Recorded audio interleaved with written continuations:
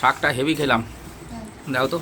তো বন্ধুরা আজকে যে রেসিপিটা হয়েছে, মানে পাঁচমিশালি শাক দিয়ে, বেশি দিও না, কাতলা মাছের মাথা দিয়ে।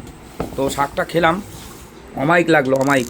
মানে পাঁচমিশালি শাক দিয়ে কাতলা মাছের মাথা দিয়ে এই রেসিপি যদি একবার আপনাদের খাইয়ে দিই, যারা খান না শাক দিয়ে মাছ দিয়ে, তারা শুধু বলবেন যে কী খেলাম।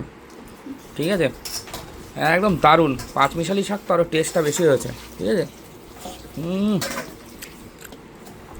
দারুণ দারুণ।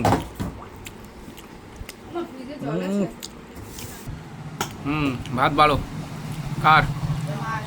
মার আর তোমার। তো বন্ধুরা শাক দিয়ে খাওয়া হলো, এবার হচ্ছে একদম গাঢ় গাঢ় করে বেগুন দিয়ে কাতলা মাছ। বেগুন এক মাছের দিয়ে কত রকম রেসিপি হয়েছে, বেগুন দিয়ে এরপরেও আছে একটা, এই যে কাতলা মাছ।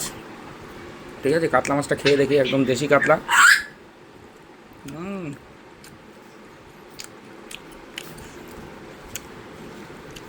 কাতলাটা খুবই টেস্টি, লঙ্কা ডলে ওই বেগুন দিয়ে এই গাঢ় গাঢ় তরকারি। ঠিক আছে, মশলা ছাড়া এর মজাই আলাদা। বেগুন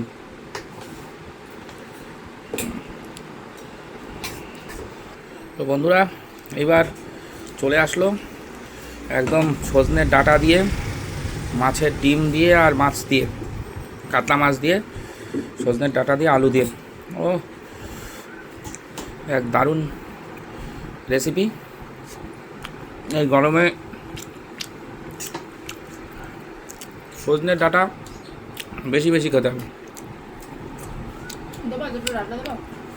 দাও ব্যাস, তো এই হচ্ছে আজকের খাওয়া দাওয়া।